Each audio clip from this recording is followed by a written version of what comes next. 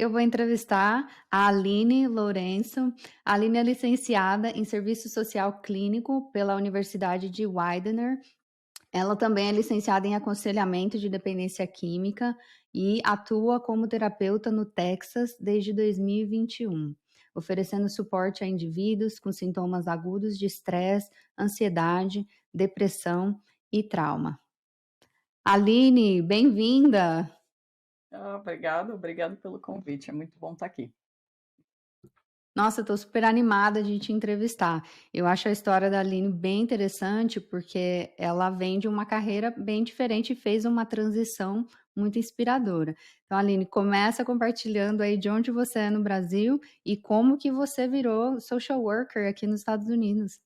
Claro, eu sou de São Paulo, do ABC Paulista, cidade de São Bernardo, e eu vim para os Estados Unidos em 2011 e tinha uma carreira bem diferente. Eu sou formada em engenharia elétrica e trabalhei nessa área por aproximadamente 19 anos.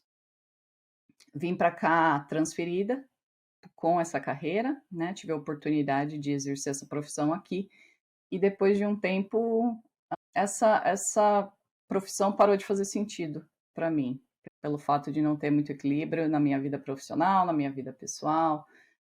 Me tornei mãe nesse processo e aí eu comecei a procurar outras opções até que eu achei o serviço social, comecei a me interessar e foi aí que começou a transição. Quanto tempo te levou para fazer essa transição de carreira? Olha, eu fiquei alguns meses pesquisando diferentes áreas aqui. E, e aí, como eu me interessei por esse campo e sabendo que minha profissão era diferenciada, apesar de que, mesmo com essa formação, eu tinha feito alguns cursos aqui, fiz um curso de MBA aqui quando cheguei, eu fui transicionando dessa carreira mais técnica para uma carreira mais de relacionamento pessoal, desenvolvimento de negócios e tudo mais, né? Então, profissionalmente já estava exercendo uma função mais menos técnica. E eu comecei a fazer trabalhos voluntários aqui. Aí eu procurei bastante trabalho voluntário aqui nos Estados Unidos. Eles dão bastante opção, né, de trabalhos assim muito significativos. Um deles é o CASA. CASA é um acrônimo para Court Appointed Special Advocate. E a gente trabalha com crianças que foram retiradas de casa por abuso, e você trabalha para defender os direitos daquelas crianças como voluntário. Fiz alguns outros também, como mentoria, trabalhando em orfanatos e coisas assim. E isso me ajudou bastante, tanto a entender que era isso mesmo que eu queria fazer, quanto quando chegou o momento de eu aplicar para as universidades, porque o processo aqui, eles levam em consideração você como um todo, né? E ele olha o seu histórico escolar, mas também olham qual é o seu interesse, ou você como pessoa, sua experiência como voluntário. E a partir daí eles pedem uma redação como parte desse processo, né, de admissão num curso de mestrado. E eu expliquei o que eu tinha feito, algumas das matérias do MBA também me ajudaram. E essa experiência como voluntariado foram alguns meses, até ser aprovada por uma universidade. E aí o curso em si durou aproximadamente 3 anos e meio, o curso de mestrado. Foi um pouco mais longo por ser online e também por eu ter que fazer todas as matérias. Algumas vezes a gente tem cursos da faculdade que podem eliminar algumas matérias, que não foi o meu caso. Então eu fiz o curso como um todo, demorou por volta de 3 anos e meio. E me conta mais sobre esse programa do social worker clínico, né? Porque isso é algo que eu acredito que não existe no Brasil, né? Não, no Brasil é mais a área de psicologia, né? Acredito eu. Aqui, a área de serviço social é bem abrangente, e foi até um dos motivos que eu me interessei. O serviço clínico, serviço social, ele te prepara para fazer a avaliação, para fazer o tratamento clínico, atendendo como terapeuta ou psicoterapeuta. E, ao mesmo tempo, como profissional, a gente é muito estimulado a olhar o indivíduo como um todo, de uma maneira sistêmica, e buscar recursos que aquela pessoa possa se beneficiar. Então, não é só o atendimento ali naquela 1 hora de sessão, mas também quais são, de repente, organizações que provê algum serviço que pode ajudar aquela pessoa, que organizações que estão disponíveis que vão ajudar em outros aspectos aquela pessoa, não só ali naquele momento que ela está em contato com você. Então, às vezes, ajudar a família, ajudar alguma dificuldade que eles estão passando, aí você faz o referral para aquela pessoa e ela vai em busca, você provê a informação. Então, a gente é muito estimulado, encorajado a ter acesso ao máximo de informação possível para que o cliente seja atendido como um todo. E como que foi o grau de dificuldade de fazer esse programa de mestrado aqui? Olha, foi bem interessante. Eu acho que as maiores dificuldades, ele exige uma preparação muito grande, tanto de tempo quanto financeira, porque esse curso que eu fiz especificamente precisou de 2 estágios de 7 meses, onde eu trabalhava full time praticamente. Durante os estágios, existe um acordo entre a universidade, isso é parte do curso, existe um acordo entre a universidade e o empregador, e você trabalha ali com todo o suporte, sob supervisão, para você exercer a profissão e exercer o que você aprendeu teoricamente. Então, se programar para isso financeiramente, porque no meu caso eu não conseguia trabalhar e fazer o estágio ao mesmo tempo, algumas pessoas aqui eu Uhum. sei que tentam fazer isso, ou precisam disso, né? Então, a gente procura uma empresa, uma organização que está disposta a receber estudantes. Isso é bem comum aqui na área de serviço social também, já é esperado. Qual foi a instituição que você fez o seu estágio e que tipo de trabalho que você desenvolveu lá? O meu primeiro estágio foi numa organização chamada Life Path Systems, e eles provê serviço para pessoas, principalmente de baixa renda. Eu trabalhei na área especificamente de que eles chamam aqui de Intellectual and Developmental Disabilities. Seriam Uhum. pessoas aí com desafios de cognição, e eu trabalhava provendo serviço de terapia e também atendendo as pessoas na clínica que eles chamam de IDD, né, de Intellectual and Developmental Disabilities, para pessoas com autismo, síndrome de Down, algumas vezes psicose, sintomas assim, né. Hum. Fiz isso por aproximadamente 7 meses, fiz também bastante grupo para ensinar habilidades sociais para adultos que têm essas dificuldades, né. E aí o meu segundo estágio eu fiz num hospital psiquiátrico, que foi onde eu acabei trabalhando profissionalmente depois de formada, e fiquei lá por aproximadamente 7 meses também. O hospital psiquiátrico que eu trabalhei oferece serviços para saúde mental e também para detox, pacientes com dependência química. Uhum. Nesse processo eu trabalhava liderando grupos de terapia, né, que é algo também que eu não estava familiarizada, oferecendo sessões individuais, sessões em grupo, sessões com a família, e, e foi uma oportunidade também bem interessante, bem legal. Tanto que eu acabei trabalhando lá depois. Parece ter sido uma experiência bem rica. Uhum. E para as pessoas que estão considerando fazer um mestrado em social work clínico, né, o que que você recomenda que elas busquem numa universidade ou num programa? Eu acho que o primeiro passo é, para você trabalhar como um serviço social aqui e ser reconhecido como um trabalhador social, você precisa de uma licença, você precisa tirar a licença. Então, o processo como um todo, você precisa achar um curso que é aprovado, acreditado pelo Conselho de Educação e Serviço Social. Esse mestrado, existem várias opções, algumas não são, então é bem importante achar uma universidade que tenha passado por esse processo. Uma vez que você completa esse processo com a universidade, a partir do momento que você graduou, você precisa aplicar para um exame nacional, um exame específico para testar suas habilidades como trabalhador social. eles focam bastante na ética, focam bastante no que fazer em casos críticos, para poder ter certeza que a gente vai estar preparado para atender os clientes ou os pacientes. Passando nesse exame, você pode aplicar para a licença e tirar uma licença que aqui se chama LMSW, é Licensed Master Social Worker. Você poderia exercer a função de clínico, se for do interesse, trabalhar em serviço social clínico e acumular horas para tirar a licença clínica. Então, é exigida aí uma experiência de 3.000 horas durante esse processo, onde você trabalha sob supervisão, fazendo reuniões semanais com o supervisor, né, para acumular 100 horas de supervisão. Esses são os requisitos principais. E varia de estado para estado. Então, eu sei que no Texas é assim que funciona, vários estados são assim, mas é importante falar também que aqui os requisitos podem variar, cada estado trabalha de uma maneira independente. Por exemplo, a minha licença é uma licença para o Texas. Eu não posso atender pessoas que estão fora do Texas. Voltando aos requisitos, né, acumulando essas horas e as horas de supervisão, você precisa passar num outro exame, que aí é o exame clínico. É o que vai te testar na parte de diagnóstico, na parte de avaliação, a parte de ética novamente.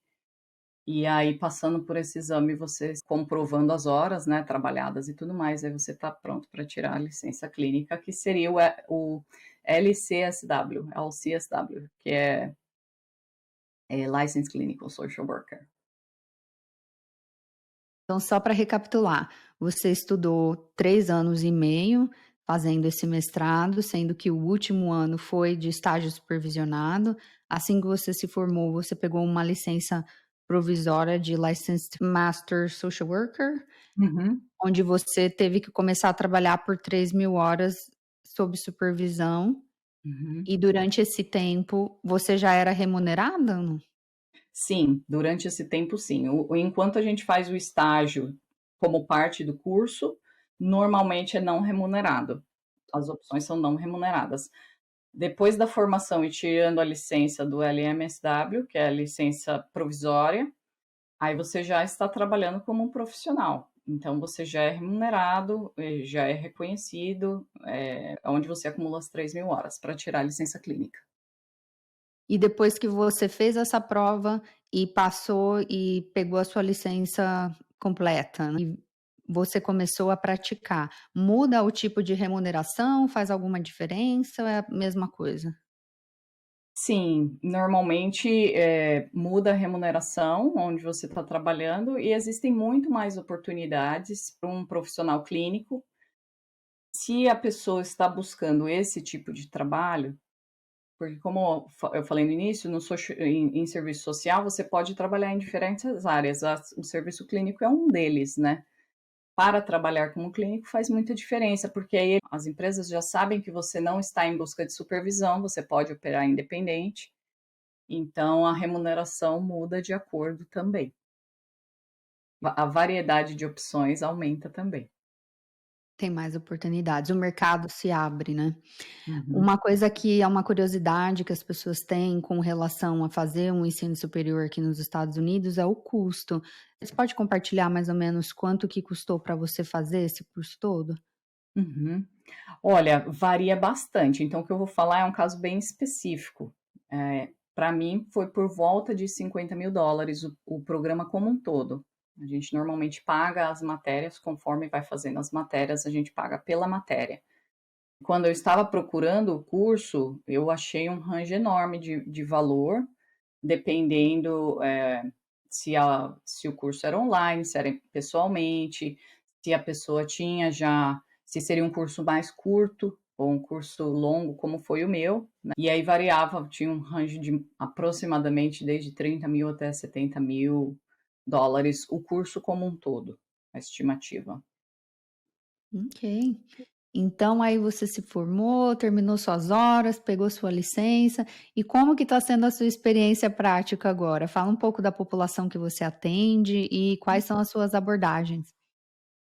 Eu abri meu consultório esse ano, eu estou atendendo indivíduos, só sessões individuais, pessoas a partir de 16 anos, E o meu foco é principalmente em trauma, pessoas com depressão, ansiedade, sintomas agudos de estresse. E em termos de abordagens, intervenções, assim, quais são algumas das maneiras que você ajuda as pessoas? Então, eu estou me especializando atualmente em uma modalidade que se chama Somatic Experiencing, que seria uma tradução, seria experiência somática. É um curso registrado aqui nos Estados Unidos e que, pelo que eu pesquisei no Brasil, também usa esse termo, Somatic Experiencing, é usado o termo em inglês.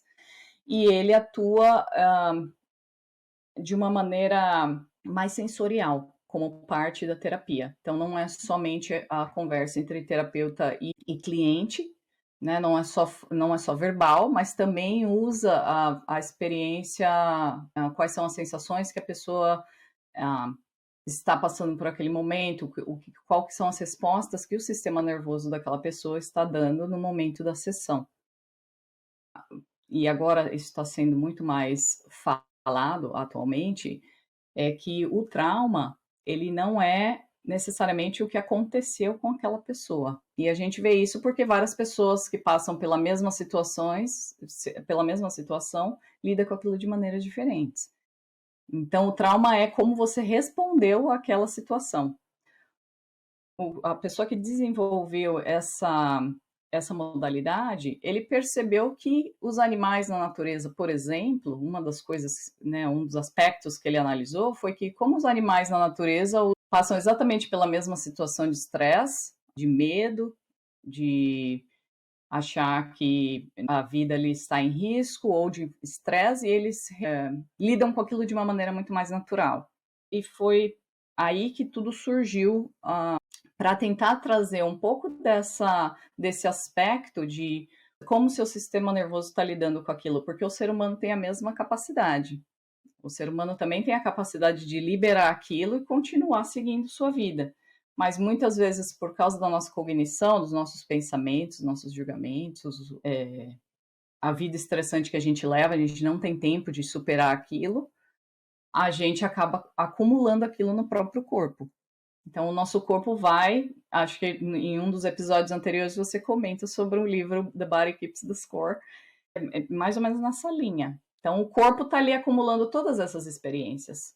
Então, o Somatic Experiencing vem para ajudar a pessoa durante a sessão a permitir, de uma maneira guiada, de uma maneira respeitando o que aquela pessoa, aquele indivíduo precisa no momento, como a pessoa pode usar aquilo, deixar o sistema nervoso completar aquele processo que não foi completado quando a situação ocorreu. Muitas vezes as pessoas falam, eu não tenho trauma, eu não passei por nada muito significativo. E não necessariamente, às vezes algo que a gente considera super simples ficou marcado. E isso impacta como a gente reage em situações parecidas no futuro e a gente nem imagina. Então, como parte do processo, a gente não precisa explorar o que foi o evento, muitas pessoas não querem fazer isso, não precisa fazer, mas a gente foca na experiência sensorial, no sistema nervoso, quais são as sensações que estão aparecendo, quais são as emoções que estão aparecendo. Muitas vezes a gente pode fazer isso até sem revelar nenhum conteúdo. Então, depende muito da pessoa, da necessidade da pessoa, se a pessoa tem a necessidade de falar mais, também isso é possível. O importante é que é feito de uma maneira bem guiada, respeitando o ritmo que o sistema nervoso daquela pessoa consegue aguentar. E a gente, assim, eu vejo resultados muito, muito interessantes usando essa modalidade. E eu gosto muito dessa parte que usa, né, a experiência corporal, porque no livro The Body Keeps the Score, o Dr. Bessel van der Kolk, ele fala muito sobre os diferentes approaches, né, diferentes modalidades para tratar o trauma, e eu me lembro de ter lido sobre Somatic Experiencing e fiquei encantada, porque tem muitas coisas que a gente pode fazer com o corpo, né, que vão ajudar o seu cérebro e o seu processo de cura, que não podem ser feitas através da talk therapy, né, através da fala. E antigamente acreditava-se que ficar recontando o trauma era um fator curativo.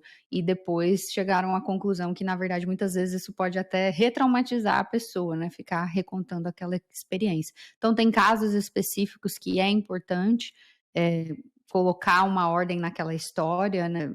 Conseguir olhar por uma outra perspectiva, por uma perspectiva adulta, principalmente para eventos que aconteceram na infância, mas também trabalhar nessas sensações corporais, né? Nesses sintomas que são tão distressing, né, para a pessoa fica todos os dias revivendo aquilo dentro do corpo, mesmo que ela não fale daquilo, né? Então eu acho essa modalidade assim fascinante, super recomendo.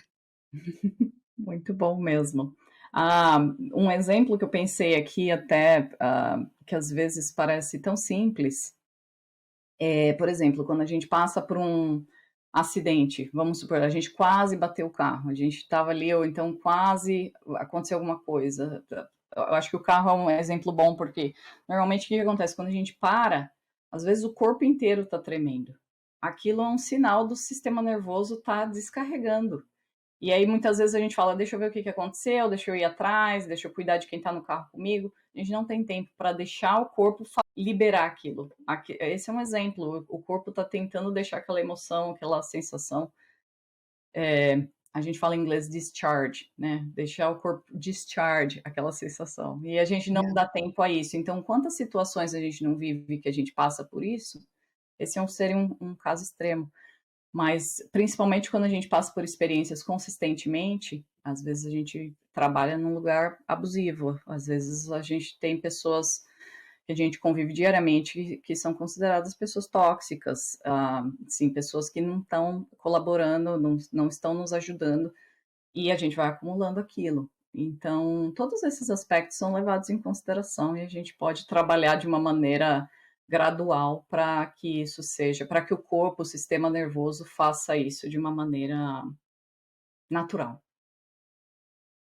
Você pode dar um exemplo de como você aplica essa intervenção em sessão? Olha, os casos sempre variam. A gente não tem uma coisa assim que sempre funciona com todo mundo, né? Mas, por exemplo, todas as sessões começam com a orientação.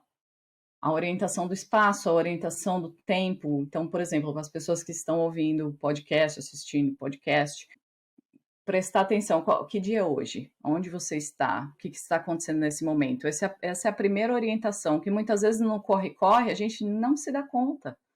Se a gente está passando por estresse contínuo. Um outro aspecto que é sempre usado é começar a se sentir mais à vontade em explorar as sensações do corpo.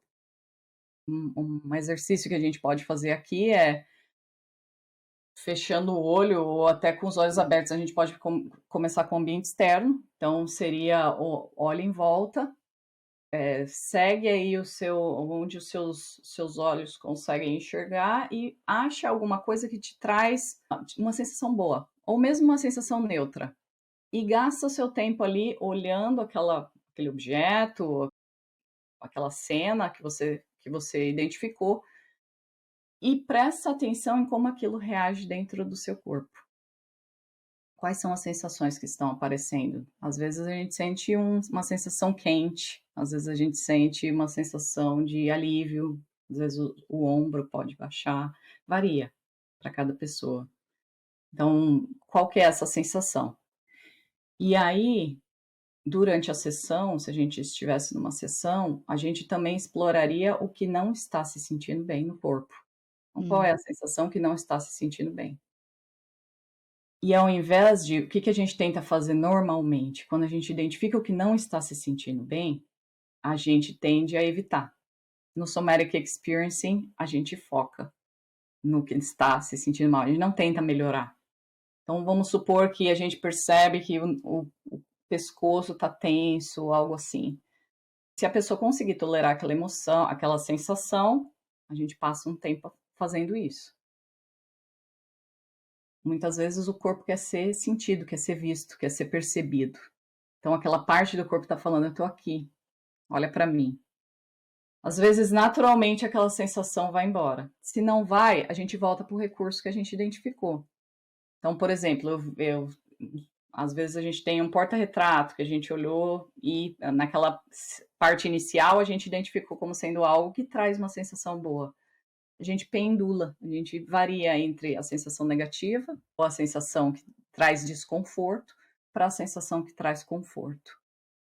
A gente pode fazer isso naturalmente, com situações no dia a dia, se a gente perceber, explorar essa sensação. Muitas vezes as pessoas têm ansiedade e falam, nossa, se sinto um aperto no peito, mas eu vou me manter ocupado, eu vou fazer várias coisas.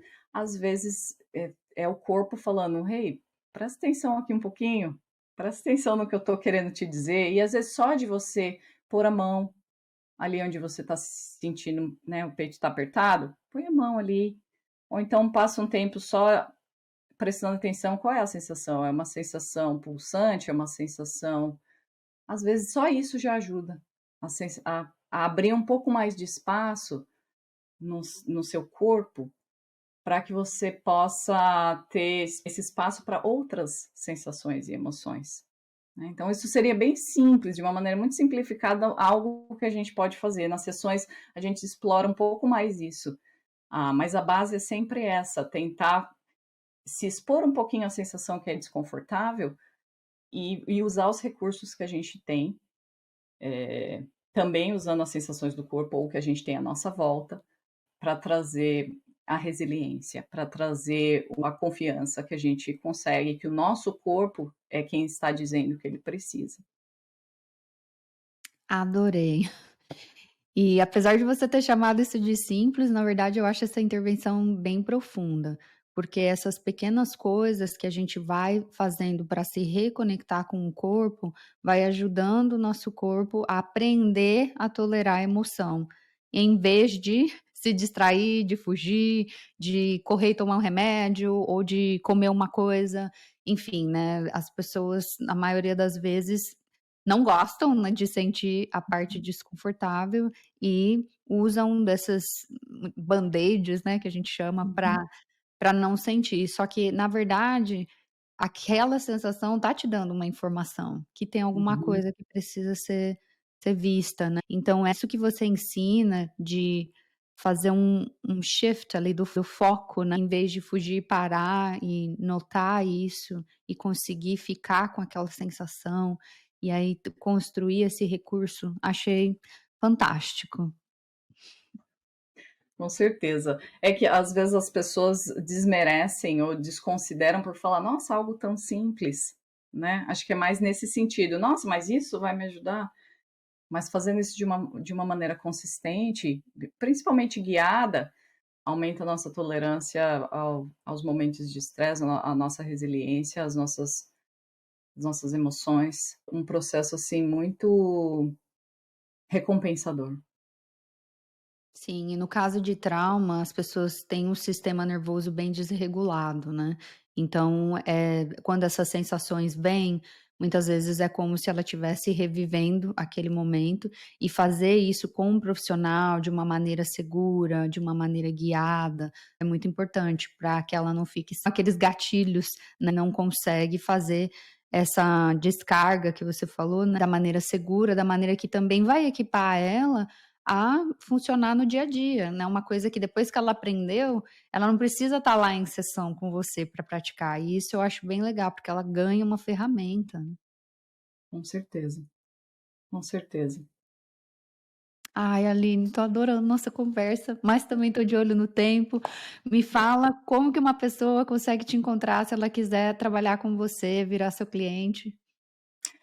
Olha, eu tenho um site, o site é findplenitude.com e lá tem as minhas informações de contato, meu e-mail, e foi um prazer estar aqui. Gostei muito.